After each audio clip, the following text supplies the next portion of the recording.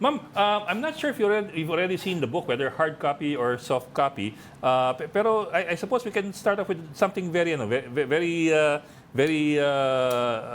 set the baseline muna. When you publish a book, especially a children's book, what are you looking for and what are you looking out for? Ano yung processes na ginagawa? Okay. So, for a children's book, it depends on whether what is the purpose of for me, the publisher, no?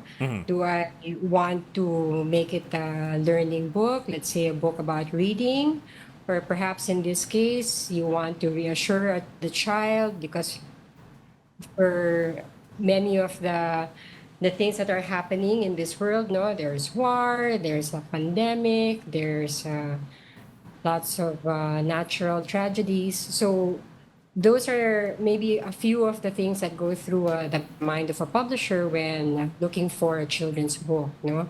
So this, Purpose is one. in particular seems to be of the second, no? Na there's you want to reassure the child, no, that everything is okay kasi may parang delubyo yata na nangyayari sa storya.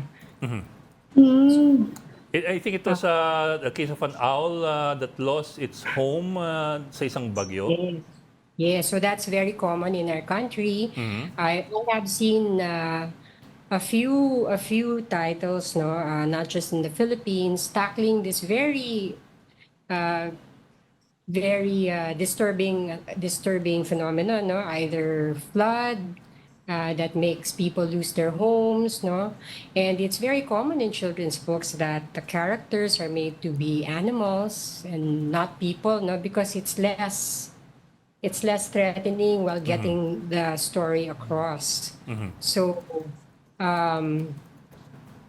you mentioned that the book is wordy, no? It doesn't seem to be for a young child, although because it's a short book, no, it's 16 pages with colorful illustrations.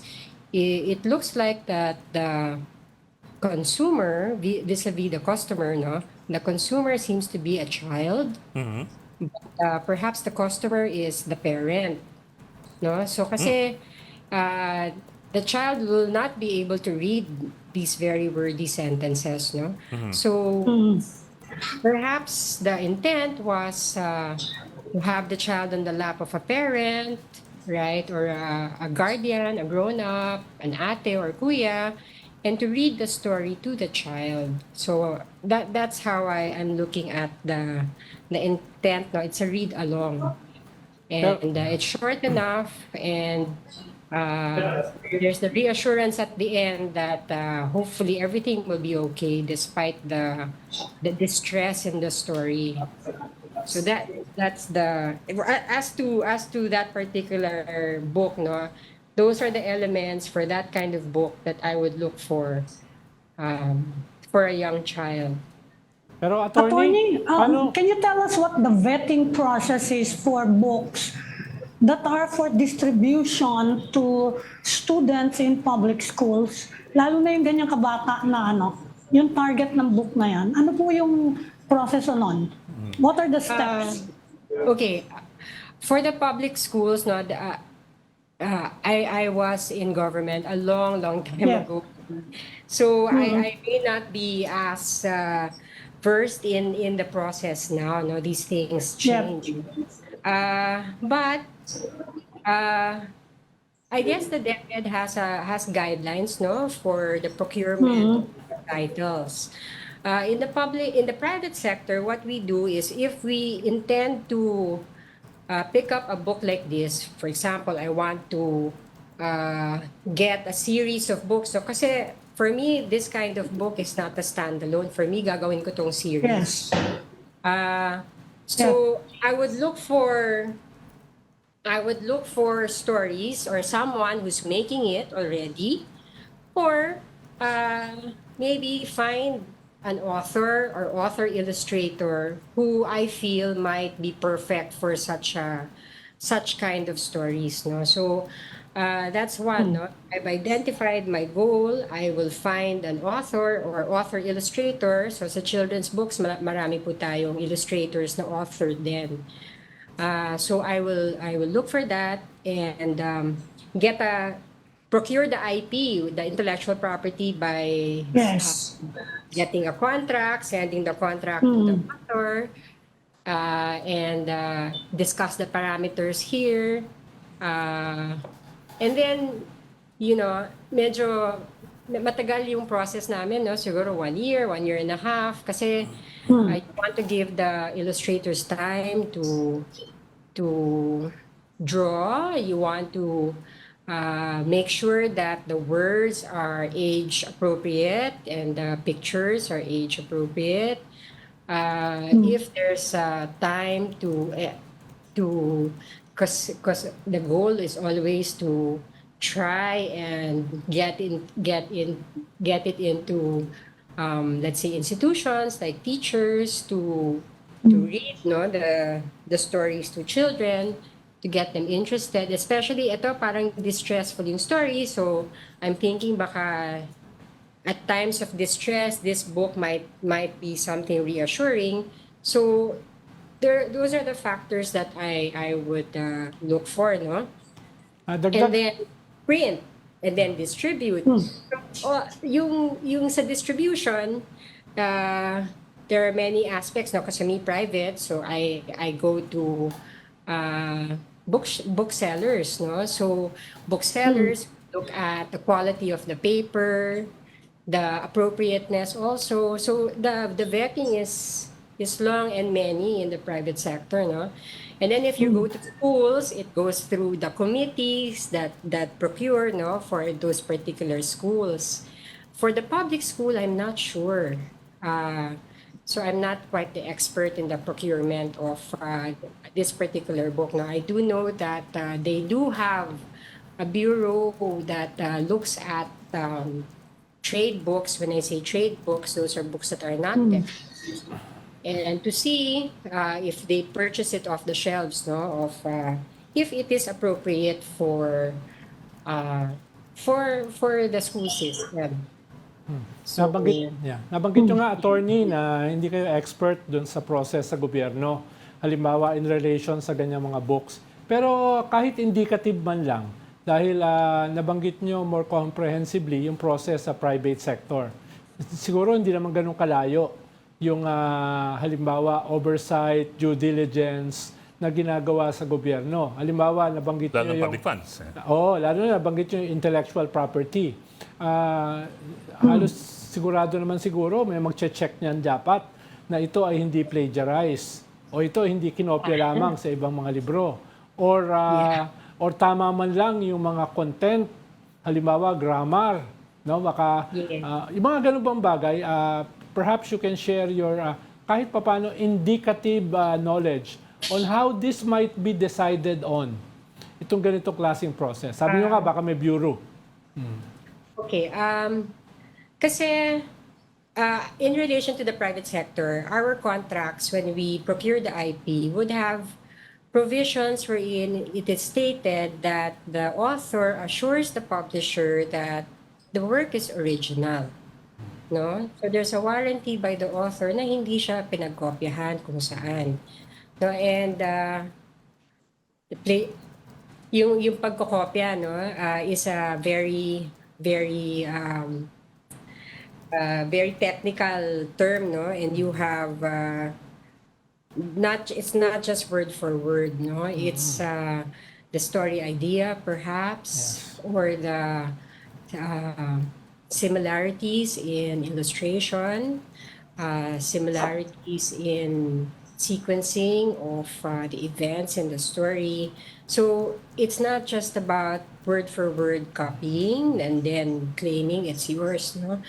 It's all these other things that go into the name of your program is Storycon, for instance. So we have that regularly with our authors, no. When I say authors, also illustrators, no. And sometimes the the work is really very tedious. Pag binigay sa amin ng author, we don't accept it right away, no? It goes through language experts. Kasi, for example, we need a Filipino expert for something like that. We would ask a teacher, for example, for appropriateness of language. We would vet the illustration na is it appropriate? Halimbawa, if is there like politically incorrect words like are we calling a character, let's say, fat or silly or whatever, no? So those things, no, we for children's books, it's very important to vet. And I'm talking as a traditional publisher, let's say vis-a-vis an author who's self-publishing, who might not have those tools behind the traditional publisher, behind her work, no? And yun yung difference kasi ng isang traditional publisher vis-a-vis, let's say, a self-publisher. And parang scaling it down, no? Not looking at this as a big government contract. It just seems like it feels like it's self-published, right? So it just that's probably what might be necessary if you are careful with what you're putting out. The tools within a traditional publisher or the care that a traditional publisher would give a particular work might not be, I'm not saying that for all, no, because you have a lot of wonderful self-published work out there, might not just be within reach. But because it's the DepEd, it has a lot of mechanisms to check the work, and we just wish that the DepEd does that. Yun lang. Attorney, ano yung role ng National Book Development Board in vetting children's books for schools? So that's a misnomer in the fact that the NBDB, I think I can say even now, no, it's not like a vet, or it doesn't vet. It's not like a censor, no. Yes. It's not like that.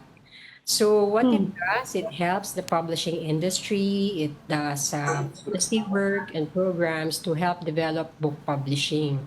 So that's the role, no? And in some aspects, it has continued with that role, no? And there are provisions in the charter of the NPDB which has you see that enables collaboration in terms of mutual helping each other, no?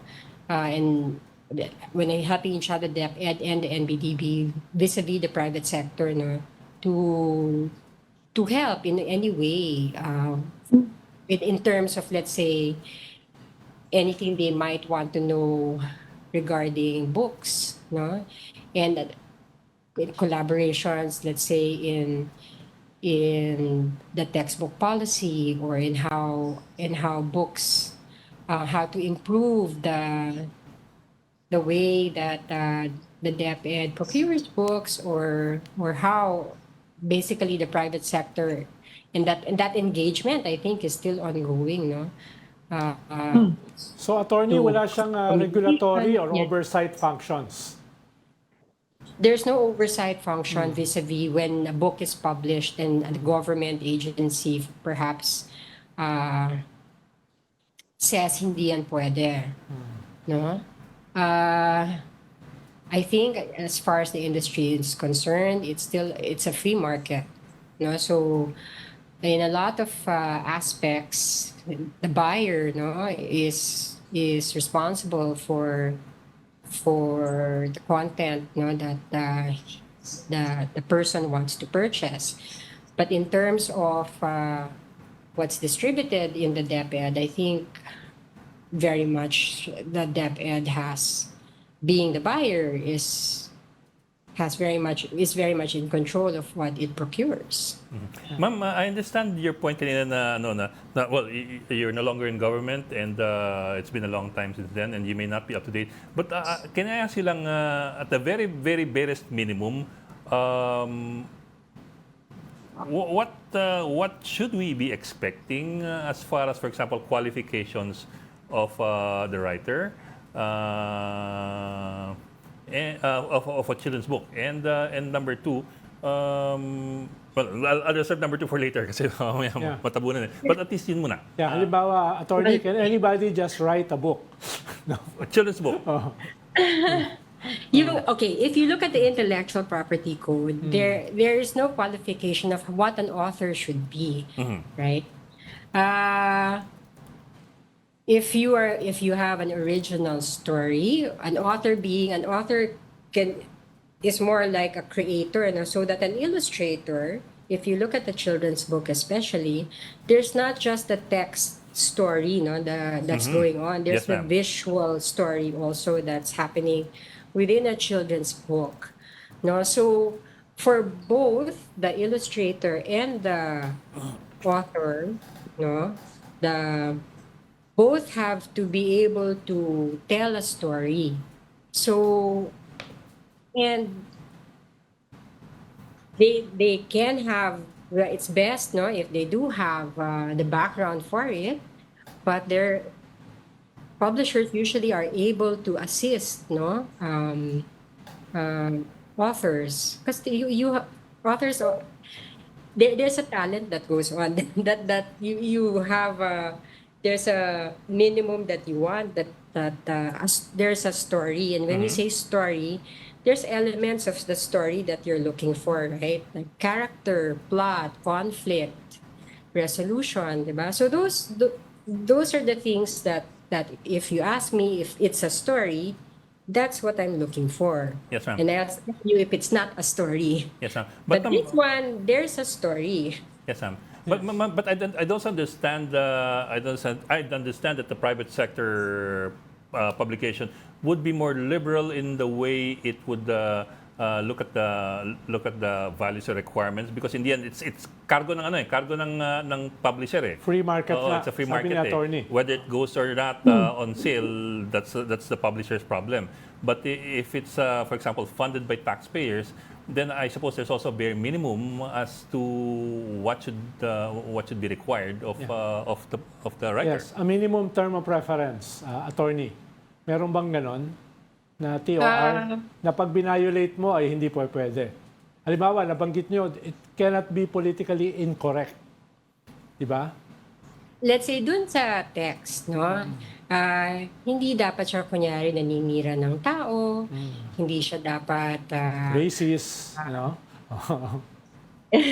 yun. So, of course, you want, I don't know what particular goals that particular project was trying to reach. So if in government if it can be justified that whatever they were doing was to there's an intervention that they wanted to do. So I don't know. But if you ask me, RA 8247 says that the DepEd should procure from the private sector, procure books from the private sector. So that has been the battle cry of the private sector. You want us to make good books. You don't want to be a target to say, let's say your books are erroneous or your books are this way. Then look at the private sector books, because these books have been vetted. These books are used in the private schools, and these books have the care that publishers put. So, in my opinion, the book should have been sana purchased from private sector. And that is in the law of RA 247. Attorney, meron from your experience, may alam ba kayo ng mga violations in the past na nagkaroon ng kasuhan? Halimbawa, sa usapin ng intellectual property, sa usapin ng substance, meron bang ganyang mga previous precedents na nagkaroon ng legal problems? Vis-a-vis, madami yan in terms of private, no? In the private sector, madami na nagkasuhan in terms of whatever, let's say plagiarism or infringement. Sa private sector, nangyari na siya, no? So, in the public sector, wala pa akong alam na, let's say, Attorney, kung gustong mag-supply ng private publisher to the Department of Education, is there a bidding process? Do you have to go through bidding, competitive bidding? I think that's the standard, no, in the Procurement Act, competitive bidding involved. But there's also I think there's an exception because of the copyright, no? If, for example, Yes. particular property that you want to purchase is owned, not the copyright is owned by only this particular entity, then you can have a negotiated bidding or negotiation as to the price vis-a-vis government procurement. May cut-off amount ba for required bidding? I'm not sure. I think it depends on the particular thing that they want to procure. But I can be wrong. Ma'am, by... So let's say, sorry. Yes, ma'am. Kunyari, they have a book, tapos ito yung kanilang Yes. budget. I know they announced that budget, that it's in PhilJets. Yes. So there is a process that the private sector goes through if they want to sell with the government. See yun. Ma'am, by any chance, have you seen a soft copy of this book that's been controversial since yesterday? Whether in its At a entirety or glance. by pages lang? Have you, for example, seen a page or two? Yes, I have. Would it be okay with you if we ask you to share your opinions about the contents? Well, it's a children's story for sure. It's short enough for a young child to understand. I feel it's not something that that's made for a child to read on his own or her own, but for an adult to read with the child. So it could be a read-along book where you have the child on the lap of the mom or the dad or a kuya or ate, and they go through the story together. And I feel that's important because of the topic of the book. The book has a tragedy, no? Very, very tragic yung nangyari yata dito sa Quago, no? Nasira yung bahay niya ng isang unos. So that has to be explained to a young child, no? Because it's very traumatic for someone to lose their homes, and that's probably a common experience among our countrymen, no? In times of crisis, we're always going through that, no? Na nawawalan sila ng bahay just recently, no? So that has to be factored into the book, no? Na may konting guidance. So it's something that should be read with a parent or an older sibling or an older guardian, no, to explain that, hey, it's a kind of story that should be reassuring, di ba? Now you want to reassure the child, and that's when you go to the international book fairs now, a lot of these kinds of books are coming out, and they're like a little bit more old-fashioned, no, in terms of parang there's a going back to home stories, no, for children now that I see abroad, because of the terrible things that are happening around the world, no? So parang these new stories coming out want to assure the child that everything will be okay and the home is a safe place. In this story, it's a little bit I want to be reassured, no, because the character loses his home. So there's that should be that's why I feel it's a read along. The child needs to be assured that everything will be okay despite the terrible things that are happening. Attorney, nabanggit nyo kanina yung possible indications ng plagiarism. Halimbawa, maayos yung sinabi nyo na hindi lang siya word for word. No? Mahalaga rin yung storyline, mahalaga rin yung images, etc. So may isa kasing famous author, si Ninoch Carrasca, na naglabas ng post na parang may similarity itong ganitong libro sa iba pang mga istorya, no, na medyo nagfi-fit do sa sinabi nyo ng medyo, no, dun sa criteria o characteristics ng isang plagiarized book. Okay. Hindi ko pa nabasa yung quote unquote original, no? Yeah.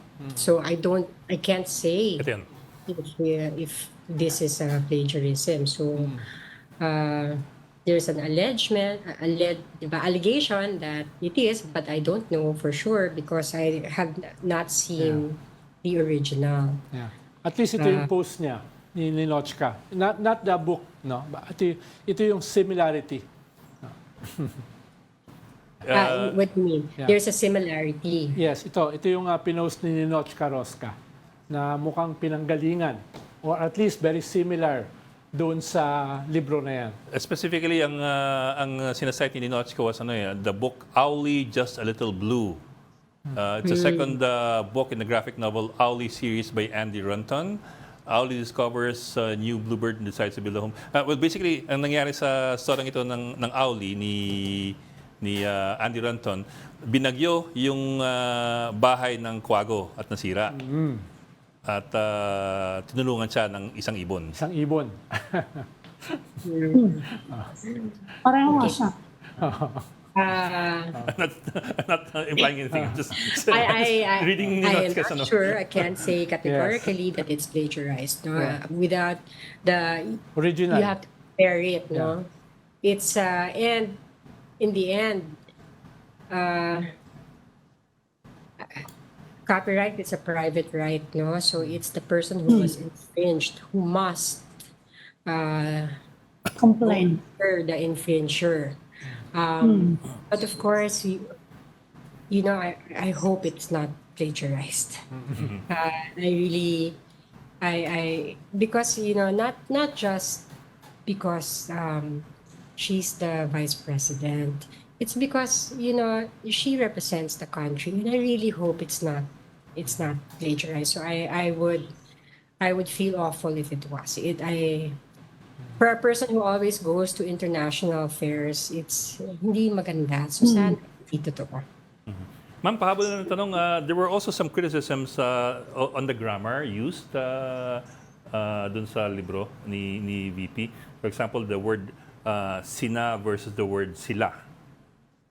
Mali rin pagkakagamit ng ganun. So, that's going to your point earlier that these things should also be going to language experts before publication.